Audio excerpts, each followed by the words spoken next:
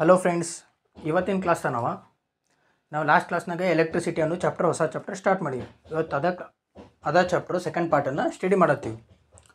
ನಾವು last ಕ್ಲಾಸ್ದಾಗ electricity ಅಂದರೆ ಏನಂತ ಕಲ್ತೀವಿ. ಹೌದಾ, ಈಗ ಎಲೆಕ್ಟ್ರಿಸಿಟಿ ಅಂತ ಎದಕ್ಕೆ ಕಲ್ತೀವಿ, ಇದೊಂದು ಕಂಡಕ್ಟರ್ ಅಂತ ತಿಳ್ಕೊಂಡು. ಈ ಕಂಡಕ್ಟರ್ ಒಳಗೆ ಕಂಡಕ್ಟರ್ ಅಂದ್ರೆ ಯಾವುದೋ ಒಂದು ಎಲೆಕ್ಟ್ರಿಸಿಟಿ ಪಾಸ್ ಮಾಡ್ತೈತಿ. ಈಗ ವೈರ್ ಆಯ್ತು ಮತ್ತು ಕಂಡಕ್ಟರ್, ಇದ್ರೊಳಗೆ ನಾವು ಎಲೆಕ್ಟ್ರಿಸಿಟಿ ಪಾಸ್ ಮಾಡ್ತೀವಿ. ಅದೇ ಎಲೆಕ್ಟ್ರಿಸಿಟಿ ಪಾಸ್ ಮಾಡಿದ್ರೆ ಎಲೆಕ್ಟ್ರಿಸಿಟಿ ಪಾಸಾಗಿ ಬರ್ತೈತಿ. ಇಲ್ಲಿ ಎಲೆಕ್ಟ್ರಿಸಿಟಿ ಅಂದರೆ ಏನು ಹೇಳ್ಬೋದು, ಸಿಂಪಲಾಗಿ ಚಾರ್ಜ್ ಅಂದ್ರೇನು ಎಲೆಕ್ಟ್ರಾನ್ಸ್ ಫ್ಲೋ. ಹೌದಾ, ಎಲೆಕ್ಟ್ರಾನ್ಸ್ ಏನಕ್ಕೆ ಫ್ಲೋ ಆಕಾವು ಕಂಡಕ್ಟರ್ ಒಳಗೆ. ಆ ಎಲೆಕ್ಟ್ರಾನ್ಸ್ ಅನ್ನೋದು ಒಂದು ಚಾರ್ಜ್ ಪಾರ್ಟಿಕಲ್. ಅವು ಫ್ಲೋ ಅದು ಅಂದ್ರೆ ಕರೆಂಟ್ ಬರ್ತದೆ. ಹೌದಾ, ಸೊ ಇವತ್ತಿನ ಕ್ಲಾಸ್ ನಾವು ಪೊಟೆನ್ಷಿಯಲ್ ಡಿಫ್ರೆನ್ಸ್ ಬಗ್ಗೆ ಸ್ಟಡಿ ಮಾಡತ್ತೀವಿ. ಸ್ಟಡಿ ಮಾಡೋಕ್ಕಿಂತ ಮೊದಲು what makes electric charge to flow. ಹೌದಾ, ಈಗ ನಾವು ಹೇಳಿದ್ದೀವಿ ಕಂಡಕ್ಟರ್ ಒಳಗೆ ಎಲೆಕ್ಟ್ರಿಕ್ ಚಾರ್ಜ್ ಫ್ಲೋ ಅದು ಅಂದ್ರೆ ಎಲೆಕ್ಟ್ರಿಸಿಟಿ ಪ್ರೊಡ್ಯೂಸ್ ಆಕತ್ತೆ. ಹೌದಾ, ಈ ಎಲೆಕ್ಟ್ರಿಕ್ ಚಾರ್ಜ್ ಒಳಗೆ ಚಾರ್ಜ್ ಐತಿ. ಆ ಚಾರ್ಜ್ ಅದು ಎಲೆಕ್ಟ್ರಾನ್ ಚಾರ್ಜ್ ಮಾಡಿ, ಇಲ್ಲಿ ನೋಡ್ರಿ, ಇದು ಕಂಡಕ್ಟರ್. ಹೌದಾ, ಈಗ ಈ ಕಂಡಕ್ಟರ್ ಒಳಗೆ ಸಣ್ಣ ಚಾರ್ಜ್ ಪಾರ್ಟಿಕಲ್ ಮೂವ್ ಆಕಾವು.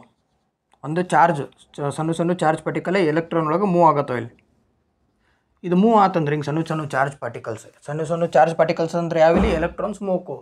ಅವು ಎಲೆಕ್ಟ್ರಾನ್ಸ್ ಮೂವ್ ಅದು ಅಂದರೆ ಈ ಕಂಡಕ್ಟರ್ ಒಳಗೆ ಎಲೆಕ್ಟ್ರಿಸಿಟಿ ಪಾಸ್ ಆಕತಿ. ಹೌದಾ, ಎಲೆಕ್ಟ್ರಿಸಿಟಿ ಅಂದರೆ ಸಿಂಪಲ್ ಆಗಿ moving of electrons is known as electricity. ಇಲ್ಕ ಫ್ಲೋ ಆಫ್ ಚಾರ್ಜ್, ಇಷ್ಟು ಗೊತ್ತೈತಿ. ಇದು ಎಲೆಕ್ಟ್ರಾನ್ಸ್ ಅನ್ನೋ ಚಾರ್ಜ್ ಕಂಟೈನ್ ಮಾಡೈತಿ. ಆದರೆ ಚಾರ್ಜ್ ಇದು ಮುಂದೆ ಹೋಗ್ಬೇಕೀಗ.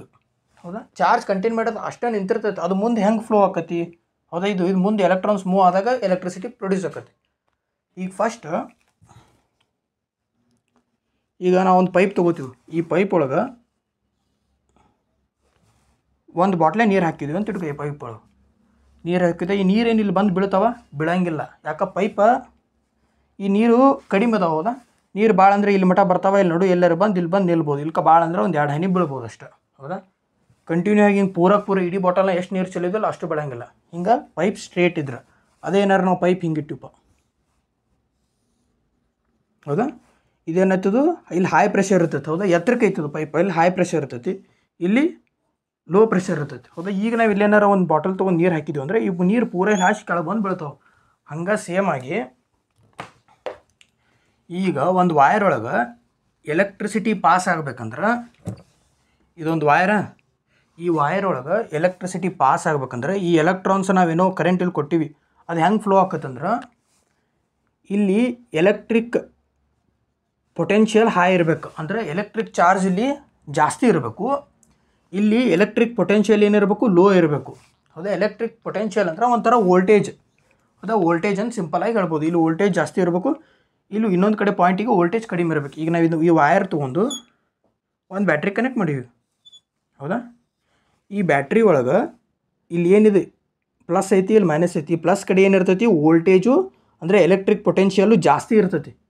ಹೌದಾ, ಜಾಸ್ತಿಯಿಂದ ಕಡಿಮೆ ಕಡೆ ಆರಾಮ್ ಹೋಗ್ತೈತಿ. ಹೌದಾ, ಇಲ್ಲಿ ಎಲೆಕ್ಟ್ರಿಕ್ ಪೊಟೆನ್ಷಿಯಲ್ ಲೋ ಇರ್ತೈತೆ. ಅಂದ್ರೆ ಒಟ್ಟಾರೆ ಏನು, ಒಂದು ವೈರ್ ಒಳಗೆ ಎಲೆಕ್ಟ್ರಿಸಿಟಿ ಪಾಸ್ ಆಗ್ಬೇಕಂದ್ರೆ ಒಂದು ಕಡೆ ಎಲೆಕ್ಟ್ರಿಕ್ ಪೊಟೆನ್ಷಿಯಲ್ ಜಾಸ್ತಿ ಇರಬೇಕು, ಇನ್ನೊಂದು ಕಡೆ ಕಡಿಮೆ ಇರಬೇಕು. ಯಾಕಂದ್ರೆ ಎರಡೂ ಕಡೆ ನಾವೇನಾರು ಎಲೆಕ್ಟ್ರಿಕ್ ಪೊಟೆನ್ಷಿಯಲ್ ಸೇಮ್ ಇತ್ತು ಅಂದ್ರೆ ಎಲೆಕ್ಟ್ರಿಸಿಟಿ ಪಾಸ್ ಆಗಲ್ಲ. ಹೌದಾ, ಈಗ ನಾವು ಇಬ್ಬರನ್ನ ವ್ಯಕ್ತಿಗಳು ಕಳಿಸಿದ್ವಿ, ಇಬ್ಬರಿಗೂ ಒಂದೇ ಶಕ್ತಿ ಐತಿ.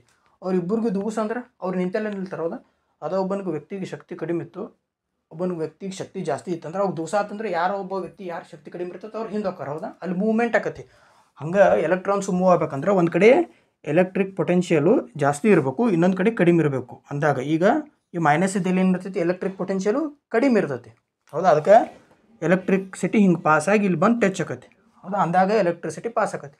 ಅಂದರೆ ಇದು ಒಟ್ಟರೆ ಏನಿದು ಎಲೆಕ್ಟ್ರಿಕ್ ಪೊಟೆನ್ಷಿಯಲ್ ಅಂದರೆ ವೋಲ್ಟೇಜ್ ಎರಡೂ ಕಡೆ ಚೇಂಜ್ ಐತಿ. ಹೌದಾ, ಎಲೆಕ್ಟ್ರಿಕ್ ಪೊಟೆನ್ಷಿಯಲ್ ಬೇರೆ ಐತಿ. ಬೇರೆ ಅಂದರೆ ಏನೇನು ಡಿಫ್ರೆನ್ಸ್ ಆಗ್ತಿದೆ ಎರಡು. ಹೌದಾ, ಅಂದ್ರೆ ಪೊಟೆನ್ಷಿಯಲ್ ಡಿಫ್ರೆನ್ಸ್. ಹೌದಾ, ಪೊಟೆನ್ಷಿಯಲ್ ಅಂದ್ರೆ ಏನು? ಚಾರ್ಜ್ ಕೆಪಾಸಿಟಿ ಪಾಸಿಟಿವ್ ಕಡೆ ಬೇರೆ ಐತಿ, ನೆಗೆಟಿವ್ ಕಡೆ ಬೇರೆ ಐತಿ. ಅಂದಾಗ ಈ ಎಲೆಕ್ಟ್ರಾನ್ಸ್ ಇಲ್ಲಿ ಹಾಶ್ ಬರ್ತಾವೆ. ಎರಡು ಕಡೆ ಸೇಮ್ ಇದ್ದಂದ್ರೆ ಎಲೆಕ್ಟ್ರಾನ್ಸ್ ಫ್ಲೋ ಆಗೋದಿಲ್ಲ. ಸಿಂಪಲ್ ಆಗಿ ಕಾನ್ಸೆಪ್ಟ್ ಹೇಳ್ಬೇಕಂದ್ರೆ ಒಟ್ಟಾರೆ ಹೈ ಪ್ರೆಷರಿಂದ ಲೋ ಪ್ರೆಷರ್ ಹೆಂಗೆ ವಾಟರ್ ಹೋಗಲ್ಲ, ಸೇಮ್ ಹಂಗೆ ಎಲೆಕ್ಟ್ರಿಕ್ ಹೈ ಪ್ರೆಷರಿಂದ ಲೋ ಪ್ರೆಷರ್ಗೆ ಹೋಗ್ತೈತಿ. ಪಾಸಿಟಿವ್ ಸೈಡ್ ಹೈ ಪ್ರೆಷರ್ ಇರ್ತೈತಿ, ನೆಗೆಟಿವ್ ಸೈಡ್ ಲೋ ಪ್ರೆಷರ್ ಇರ್ತೈತಿ. ಅಂದಾಗ ಎಲೆಕ್ಟ್ರಾನ್ಸ್ ಫ್ಲೋ ಆಗಿ ಆ ಕಡೆ ಹೋಗೋ, ಅಂದಾಗ ಎಲೆಕ್ಟ್ರಿಸಿಟಿ ಪಾಸ್ ಆಕತಿ. ಈಗ ನೋಡಿ, ಈಗ ಪೊಟೆನ್ಷಿಯಲ್ ಡಿಫ್ರೆನ್ಸ್ ಅಂದ್ರೆ ನೋಡಿ, the amount of work done in moving a unit of positive charge. ಹೌದಾ? ಇನ್ ಎ ಮೂವಿಂಗ್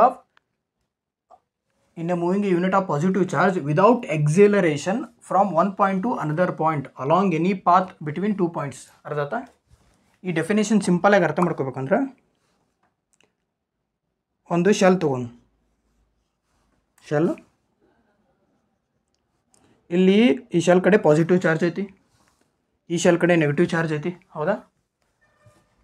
ಇಲ್ಲೊಂದು ಬಲ್ಬ್ ಐತಿ, ಈ ಬಲ್ಬ್ ನಾವಿಲ್ಲಿ ಕನೆಕ್ಟ್ ಮಾಡೀವಿ. ಇನ್ನೊಂದು ಬಲ್ಬನ್ನ ಇಲ್ಲಿ ಮೈನಸ್ ಆಗ್ತದೆ. ಇನ್ನೊಂದು ಬಲ್ಬ್ ನಾವಿಲ್ಲಿ ಕನೆಕ್ಟ್ ಮಾಡಲಿಲ್ಲ, ಅವಾಗ ಇದೇನೋ ಬಲ್ಬ್ ಲೈಟ್ ಆಕತಿ ಆಗೋದಿಲ್ಲ. ಹೌದಾ? ಇದಿಲ್ಲಿ ಬಂದು ಕನೆಕ್ಟ್ ಆದ್ರೆ ಸರ್ಕ್ಯೂಟ ಕಂಪ್ಲೀಟ್ ಆಕತಿ, ಅವಾಗ ಈ ಬಲ್ಬ್ ಆನ್ ಆಕತಿ. ಅರ್ಥ ಆಯ್ತಾ? ಅದು ಯಾಕೆ ಕಂಪ್ಲೀಟ್ ಆಗಲ್ಲ ಅಂದ್ರೆ, ಫಸ್ಟ್ ರೀಸನ್ ಎದಕ್ಕಂದ್ರೆ ಇಲ್ಲಿ ಎಲೆಕ್ಟ್ರಿಕ್ ಪ್ರೆಷರ್ ಎರಡೂ ಬೇರೆ ಬೇರೆ ಐತೆ. ಹೌದಾ? ಆವಾಗ ನಾವು ಯಾವಾಗಿಂದ ಇಲ್ಲಿ ಕನೆಕ್ಟ್ ಮಾಡ್ತೀವಲ್ಲ, ಇಲ್ಲಿಂದ ಎಲೆಕ್ಟ್ರಾನ್ಸ್ ಹೈ ಪ್ರೆಷರ್. ಹೌದಾ? ಇದು ಎಲೆಕ್ಟ್ರಿಕ್ ಪ್ರೆಷರ್ ಜಾಸ್ತಿ ಇರ್ತದೆ ಪಾಸಿಟಿವ್ ಕಡೆ, ಇಲ್ಲಿಂದ ಫ್ಲೋ ಆಗಿ ಇಲ್ಲಿ ಬಂದುಬಿಡ್ತದೆ ಲೋ ಕಡೆ. ಹೌದಾ? ಅದಕ್ಕೆ ಐತಲ್ಲ, ಇವು ಎರಡಕ್ಕೂ ಎಲೆಕ್ಟ್ರಿಕ್ ಪ್ರೆಷರ್ ಡಿಫ್ರೆಂಟ್ ಇರ್ತೈತೆ. ಡಿಫ್ರೆಂಟ್ ಇದ್ದಿದ್ದಕ್ಕೆ ಪೊಟೆನ್ಷಿಯಲ್ ಡಿಫ್ರೆನ್ಸ್. ಹೌದಾ? Electric pressure. ಹೌದಾ? ಪ್ರೆಷರ್ ಅಂದ್ರೆ ಏನು?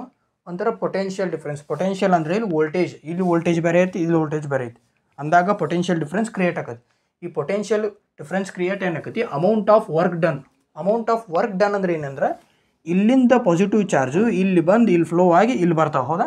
ಒಂದು ಕೆಲಸ ಆತೀಗ. ಹೌದಾ? ಇಲ್ಲಿಂದ ಪಾಸಿಟಿವ್ ಚಾರ್ಜ್ ತೊಗೊಂಬಂದು ಇಲ್ಲಿ ಬಂದು ಬಿಟ್ಟಿವಿ. ಅದಕ್ಕೆ ಇಲ್ಲಿ the amount of work done in moving a unit of positive charge. ಹೌದಾ? ಇಲ್ಲಿಂದ ಪಾಸಿಟಿವ್ ಚಾರ್ಜ್ ತೊಗೊಂಬಂದು ಇಲ್ಲಿ ಬಿಡ್ತೀವಿ. ಇದು ವರ್ಕ್ ಡನ್ ವಿದೌಟ್ ಎಕ್ಸಲರೇಷನ್ ಅಂದ್ರೆ ಏನು? ನಾವಾಗೆ ಒಂದು ದೂಸ್ಕೊಂಡು ಹೊಂಟಿಲ್ಲ, ಅವು ತಾನಾಗೆ ಹೊಂಟಾವು. ಯಾಕೆ ಹೊಂಟಾವು? ಇಲ್ಲಿ ಎಲೆಕ್ಟ್ರಿಕ್ ಪ್ರೆಷರ್ ಜಾಸ್ತಿ ಐತಿ, ಇಲ್ಲಿ ಎಲೆಕ್ಟ್ರಿಕ್ ಪ್ರೆಷರ್ ಲೋ ಐತಿ, ಅದಕ್ಕೆ ಅವು ತಾನಾಗೆ ಹೊಂಟಾವು. ಅದಕ್ಕೆ ವಿದೌಟ್ ಎಕ್ಸಲರೇಷನ್ ಅಂದ್ರೆ ನಾವು ಹೊರಗಿಂದ ಯಾವ ಪ್ರೆಷರು ಹಾಕತ್ತಿಲ್ಲ. ವಿದೌಟ್ ಎಕ್ಸಲರೇಷನ್ ಅಂದ್ರೆ ಸ್ಪೀಡ್, ನಾವು ಯಾವುದೂ ಒತ್ತಡ ಹಾಕತ್ತಿಲ್ಲ. From one point to another point, ಇಲ್ಲಿಂದ ಒಂದು ಪಾಯಿಂಟಿಂದ ಈ ಪಾಯಿಂಟಿಂದ ಹಿಡಿದು ಈ ಪಾಯಿಂಟ್ ಮಟ್ಟ ಪಾಸಿಟಿವ್ ಚಾರ್ಜ್ ಎಲೆಕ್ಟ್ರಾನ್ಸು ಬರ್ತಾವೆ. ಹೆಂಗೆ ಬರ್ತಾವೆ ಅಂದ್ರೆ, ಯಾವ ಎಕ್ಸಲರೇಷನ್ ಅಂದರೆ ಯಾವ ಫೋರ್ಸ್ ಇಲ್ಲಾರ ಬರ್ತಾವೆ. ಎದಕ್ಕೆ ಬರ್ತಾವೆ? ಅವಕ್ಕೆ ಹೈ ಪ್ರೆಷರ್, ಎಲೆಕ್ಟ್ರಿಕ್ ಪ್ರೆಷರ್ ಜಾಸ್ತಿ ಐತಿ, ಇಲ್ಲಿ ಎಲೆಕ್ಟ್ರಿಕ್ ಪ್ರೆಷರ್ ಕಡಿಮೆ ಐತಿ. ಇಲ್ಲಿಂದ ಅವು ಇಲ್ಲಿ ಬಂದು ಅಂದ್ರೆ ಅದಕ್ಕೆ ವರ್ಕ್ ಡನ್ ಅಂತ ಕರಿತೀವಿ. ಏನು ವರ್ಕ್ ಮಾಡಿದವ? ಇಲ್ಲಿಂದ ಚಾರ್ಜ್ ಇಲ್ಲಿ ಬಂದುವಲ್ಲ, work done. From one point to another point along any path between 2 points. ಇವೆರಡು ಪಾಯಿಂಟ್ ಅದಲ್ಲ, ಇದು ಫಸ್ಟ್ ಪಾಯಿಂಟ್, ಸೆಕೆಂಡ್ ಪಾಯಿಂಟ್ಸ್. ಹೌದಾ? ಒಟ್ಟಾರೆ ನಮಗೆ ಪೊಟೆನ್ಷಿಯಲ್ ಡಿಫ್ರೆನ್ಸ್ ಇದ್ರೆ ಮಾತ್ರ ಎಲೆಕ್ಟ್ರಿಸಿಟಿ ಪಾಸ್ ಆಕತಿ. ಪೊಟೆನ್ಷಿಯಲ್ ಡಿಫ್ರೆನ್ಸ್ ಇರಲಿಲ್ಲ, ಎಲೆಕ್ಟ್ರಿಸಿಟಿ ಪಾಸ್ ಆಗಲ್ಲ. ಪೊಟೆನ್ಷಿಯಲ್ ಡಿಫ್ರೆನ್ಸ್ ಅಂದರೆ ಸಿಂಪಲ್ ಆಗಿ ವೋಲ್ಟೇಜ್. ಇಲ್ಲಿ ವೋಲ್ಟೇಜ್ ಬೇರೆ ಐತಿ, ಇಲ್ಲಿ ವೋಲ್ಟೇಜ್ ಬೇರೆ ಐತಿ. ಇಲ್ಲಿ ವೋಲ್ಟೇಜ್ ಜಾಸ್ತಿ ಐತಿ, ಇಲ್ಲಿ ಕಡಿಮೆ ಐತಿ. ಅಂದ್ರೆ ಜಾಸ್ತಿಯಿಂದ ಕಡಿಮೆ ಕಡೆ ಹೋಗತಿ. ಎರಡೂ ಕಡೆ ಸೇಮ್ ಇದ್ದು ಅಂದ್ರೆ ಎಲೆಕ್ಟ್ರಿಸಿಟಿ ಫ್ಲೋ ಆಗಲ್ಲ, ಕರೆಂಟಾಗಿ ಬರೋದಿಲ್ಲ.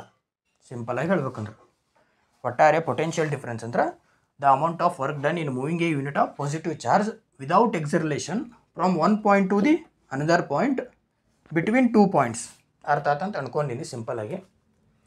Next, potential difference is equal to work done by charge. ಹೌದಾ? ಪೊಟೆನ್ಷಿಯಲ್ ಡಿಫ್ರೆನ್ಸ್ ಅಂದ್ರೆ ಏನು? Work done. ಇಲ್ಲಿ ವರ್ಕ್ ಡನ್ ಅಂದ್ರೆ ಏನು?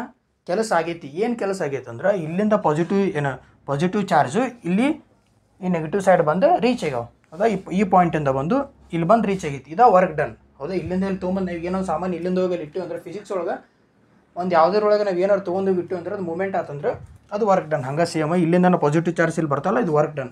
ಪೊಟೆನ್ಷಿಯಲ್ ಡಿಫ್ರೆನ್ಸ್ ಅಂದ್ರೆ ವರ್ಕ್ ಡನ್ ಬೈ ಚಾರ್ಜ್. ಹೌದಾ? ಈಗ ನಾವು ಪೊಟೆನ್ಷಿಯಲ್ ಡಿಫ್ರೆನ್ಸ್ ಇರಲಿಲ್ಲ ಅಂದ್ರೆ ಏನಕ್ಕೆ? ಇಲ್ಲಿಂದ ಇಲ್ಲಿ ಚಾರ್ಜ್ ಬರತ್ತಿರ್ಕಿಲ್ಲ. ಹೌದಾ? ಅದಕ್ಕೆ ನಾವು ಪೊಟೆನ್ಷಿಯಲ್ ಡಿಫ್ರೆನ್ಸನ್ನು ವರ್ಕ್ ಡನ್ ಬೈ ಚಾರ್ಜ್. ಏನು ವರ್ಕ್ ಡನ್ನ? ಚಾರ್ಜ್ ತೊಗೊಂಬಂದು ಇಲ್ಲಿ ಬಿಡ್ತೀವಲ್ಲ, ಅದ ವರ್ಕ್ ಡನ್. ಅವು ಎರಡೂ ಸೇರಿದ್ವು ಅಂದ್ರೆ ಪೊಟೆನ್ಷಿಯಲ್ ಡಿಫ್ರೆನ್ಸ್. ಇಷ್ಟು ಗೊತ್ತಿರಲಿ. ಈ ಒಂದು ಪೊಟೆನ್ಷಿಯಲ್ ಡಿಫ್ರೆನ್ಸ್, ಈಗ ಪೊಟೆನ್ಷಿಯಲ್ ಡಿಫ್ರೆನ್ಸ್ ಅಂದ್ರೆ ನಾನು ಹೇಳಿದೆ, ಪೊಟೆನ್ಷಿಯಲ್ ಡಿಫ್ರೆನ್ಸ್ SI ಯೂನಿಟ್ ಏನಂದ್ರೆ ವೋಲ್ಟ್. ಹೌದಾ? ಪೊಟೆನ್ಷಿಯಲ್ ಡಿಫ್ರೆನ್ಸ್ ಅಂದ್ರೆ ಭಾಳ ಏನು ತಲೆ ಕೆಡಿಸ್ಕೊಬೇಡ್ರಿ. ಪೊಟೆನ್ಷಿಯಲ್ ಡಿಫ್ರೆನ್ಸ್ ಅಂದ್ರೆ ಇಲ್ಲಿ ವೋಲ್ಟೇಜ್ ಬೇರೆ ಇರ್ತೈತೆ, ಇಲ್ಲಿ ವೋಲ್ಟೇಜ್ ಬೇರೆ ಇರ್ತೈತೆ. ಯಾವಾಗಲೂ ವೋಲ್ಟೇಜ್ ಬೇರೆ ಬೇರೆ ಇತ್ತಂದ್ರೆ ಇಲ್ಲಿಂದ ಇಲ್ಲಿ ಕರೆಂಟ್ ಬಂದು ಪಾಸ್ ಆಕತ್ತೆ ಅಷ್ಟೇ, ಸಿಂಪಲಾಗಿ. ಪೊಟೆನ್ಷಿಯಲ್ ಡಿಫ್ರೆನ್ಸನ್ನು ನಾವು ವಿಲೇ ಬರ್ತೀವಿ, ವರ್ಕ್ ಡನ್ನ W ಒಳಗೆ ಬರ್ತೀವಿ, ಚಾರ್ಜನ್ನು Q ಒಳಗೆ ಬರ್ತೀವಿ. ಇದೇನಿದು ವೋಲ್ಟ್ದು ಪೊಟೆನ್ಷಿಯಲ್ ಡಿಫ್ರೆನ್ಸ್ದು ಫಾರ್ಮುಲಾ. ನೆಕ್ಸ್ಟ್, ಇದಾ ಫಾರ್ಮುಲಾ ನಾವೈತಲ್ಲ ಎಕ್ಸ್ಪ್ರೆಸ್ ಮಾಡಿದ್ವಿ ಅಂದ್ರೆ 1 ವೋಲ್ಟ್ ಒಳಗೆ 1 ಜೋಲ್ ಕರೆಂಟ್ 1 ಕೂಲಂಬ್. ಹೌದಾ? ಈಗ ಏನಾರು ನಾವು 1 ವೋಲ್ಟ್ ತೊಗೊಂಡಿವಿ ಅಂದ್ರೆ 1 ವೋಲ್ಟ್ ಒಳಗೆ ಏನಾಕತಿ? 1 ಜೋಲ್ ಆಫ್ ಚಾರ್ಜ್ ಬಂದ ಇಲ್ಲಿ ಬಂದು ಮುಡ್ತೈತಿ. ಆ ಚಾರ್ಜನ್ನು 1 ಕೂಲಂಬ್ ಅಂತ ಬರಿಬೋದು ಸಿಂಪಲಾಗಿ. ಇದನ್ನೇ ಐತಲ್ಲ 1 ವೋಲ್ಟ್ ಹೆಂಗಿದ್ದಂಗೆ ಐತಿ, ಇಲ್ಲಿ 1 ಜೋಲ್ ಐತಿ, ಇದ್ದಿದ್ದು ಕೂಲಂಬು ಮೇಲೆ ಹಾಕೋತಿ. ಅದಕ್ಕೆ ಸಿ ಯೂನಿವರ್ಸ್ ಅಂತ ಬರ್ತೈತಿ. ಸಿ -1 ಇದು ಮೇಲೆ ಹೋತಲ್ಲ, ಸಿಂಪಲ್. ಈಗ ನಿಮ್ಗೆ ಗೊತ್ತೈತಿ SI unit of potential difference volt. Next potential difference is measured by instrument called volt meter. ಈಗ ನಾವು ಮೊದಲಿನ ಕ್ಲಾಸ್ ನೋಡಿದ್ದೀವಿ, ಕರೆಂಟನ್ನು ಮೆಜರ್ ಮಾಡೋಕ್ಕೆ ಏನು ಯೂಸ್ ಮಾಡ್ತಿದ್ವಿ, ಎಮಿಟರ್ ಯೂಸ್ ಮಾಡ್ತಿದ್ವಿ. ಎಮಿಟರ್ ಅದನ್ನ ಎಮಿಟರ್ನ ಹೆಂಗೆ ಸೀರೀಸ್ ಒಳಗೆ ಕನೆಕ್ಟ್ ಮಾಡ್ತಿದ್ವಿ. ಸೀರೀಸ್ ಒಳಗೆ ಅಂದ್ರೆ ಹೆಂಗಂದ್ರೆ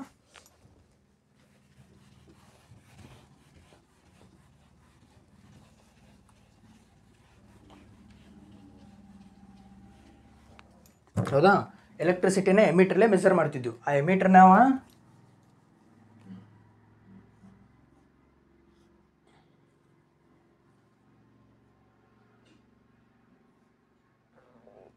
ಇದು ಬ್ಯಾಟ್ರಿ,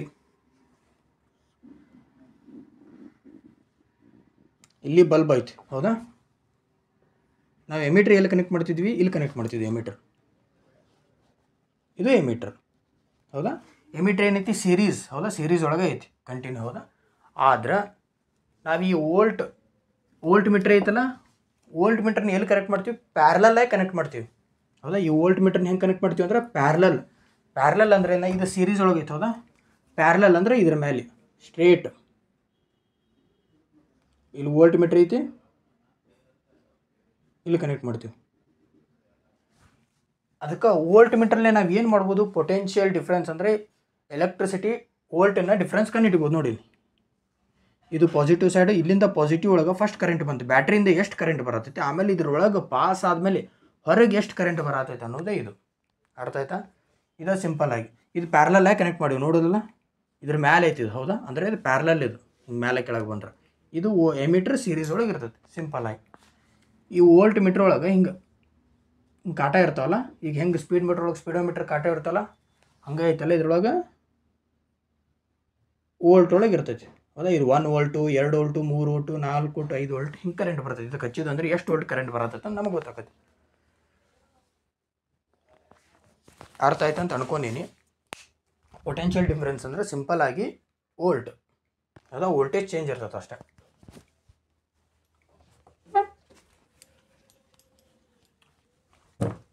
ನೀವು ಭಾಳ ಜನ ನಮ್ಮ ಕ್ಲಾಸನ್ನೆಲ್ಲ ನೋಡ್ತೀರಿ, ಆದ್ರೆ ಯಾರೂ ಸಬ್ಸ್ಕ್ರೈಬ್ ಮಾಡೋಂಗಿಲ್ಲ. ನಮ್ಮ ಚಾನಲ್ ಇಷ್ಟ ಆದರೆ ಸಬ್ಸ್ಕ್ರೈಬ್ ಮಾಡಿರಿ, ಜಾಯಿನ್ ಕ್ಲಾಸ್ ಅಂತ. ನೀವು ಯಾವಾಗ ವೀಡಿಯೋ ನೋಡ್ತಿರಲ್ಲ ಅಲ್ಲೇ ಕೆಳಗೆ ಸಬ್ಸ್ಕ್ರೈಬ್ ಬಟನ್ ಇರ್ತೈತಿ, ಕ್ಲಿಕ್ ಮಾಡಿರಿ. ನಾ ಈಗ ಪೂರ ನಿಮ್ಗೆ ಕನ್ನಡವಾಗಿ ಹೇಳತ್ತೀನಿ, ಇಂಗ್ಲೀಷ್ ಕಂಟೆಂಟೇ ಕನ್ನಡವಾಗಿ ಹೇಳತ್ತೀನಿ. ನೀವು ಪೂರ ಇಂಗ್ಲೀಷ್ ಬೇಕಂದ್ರೆ ಅದನ್ನು ಟೈಪ್ ಮಾಡಿರಿ, ಮೆಸೇಜ್ ಹಾಕಿರಿ ಇಂಗ್ಲೀಷ್ ಒಳಗೆ ಮಾಡಂತ. ಪೂರ ಇಂಗ್ಲೀಷ್ ಒಳಗೂ ಮಾಡ್ತೀನಿ ಕ್ಲಾಸ್. ನಿಮ್ಗೆ ಇಷ್ಟ ಆದ್ರೆ ಲೈಕ್ ಮಾಡಿರಿ.